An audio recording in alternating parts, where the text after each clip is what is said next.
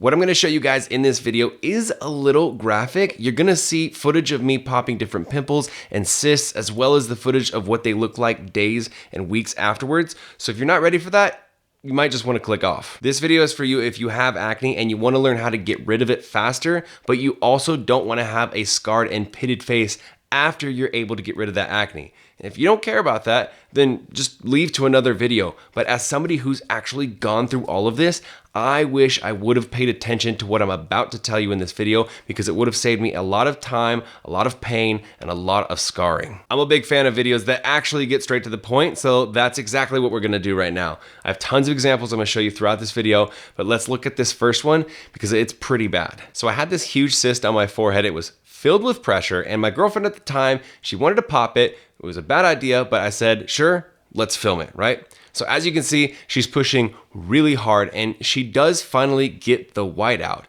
Now let's jump forward. This is 2 days after that. This cyst on my forehead has grown twice as big. It filled all the way back up with white goo. It hurt 3 times more, right? And it was humiliating to walk around with that on my face.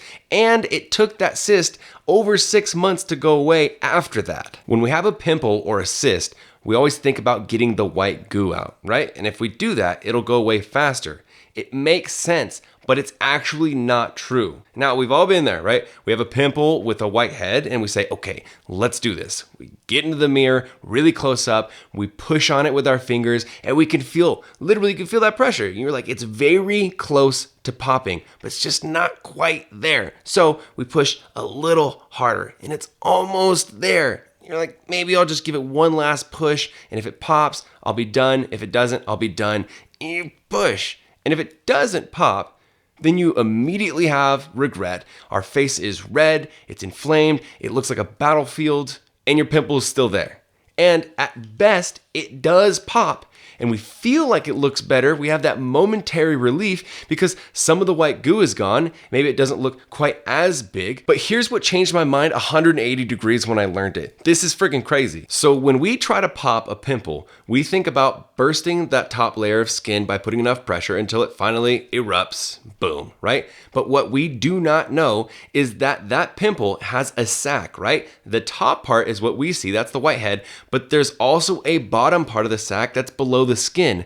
When we put a bunch of pressure, especially when we really push hard because it's almost about to pop, we don't realize, but that bottom part is also erupting as well. And when that happens, it inflames and then it comes back twice as bad. So obviously the next question is, what are we supposed to do? Are we just supposed to walk around the world with a big white head on our face?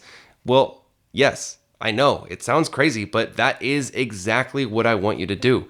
It might feel embarrassing to have a white head, but what's worse is having a huge red inflamed spot that you clearly were digging out, that stays around for months longer, and that leaves a big scar, and that one stays with you for life. So what's worse, a few days or a few years or even a life full of scars? All right, so you're on board.